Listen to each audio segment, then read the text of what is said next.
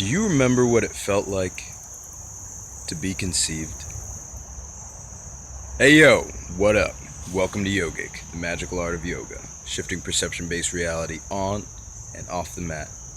Family calls me Gadu, and this quick video will discuss Tantra, a touchy subject. First of all, I'd like to give thanks to everybody that's responding and all our partners and sponsors as we prepare for the biggest event of the decade, Lord of Two Lands Total Eclipse, the ritual of manifestation. So we're bringing up Tantra and manifestation because what does the eclipse have to do with manifestation? Here, we're seeing how, first of all, in Tantra, the concept is that creative energy, the energy that goes into the making of beings, of people, of these universes walking around in these spacesuits, is the same energy that's utilized to go about making anything and everything. Now, when we're speaking directly to the eclipse, here we're seeing how the sun stands as a metaphor of solar force, and the moon and its reflection stands as a metaphor for lunar force, feminine force, or energy.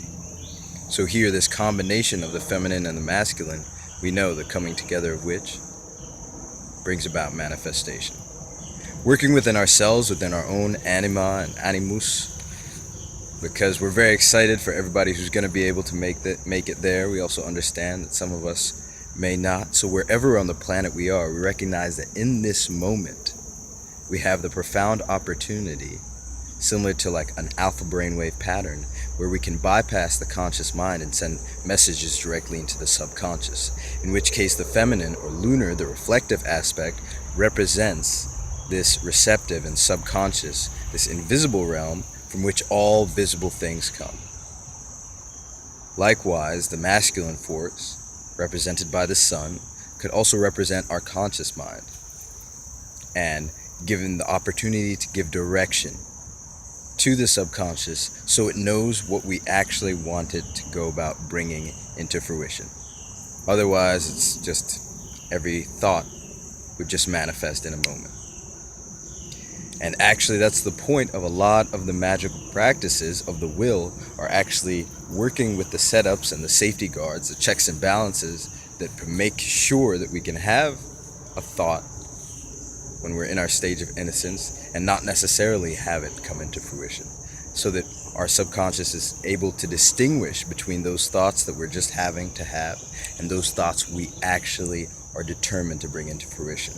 So when we actually want to bring something into fruition, that's where the idea of ritual really comes in, especially when we're speaking about altar work, because the altar work gives us the profound opportunity to actually send the message through all these different states, all these different gates, the gates of the senses, the gate of sight, the gate of ears, the gate of smell, the gate of taste, the gate of touch.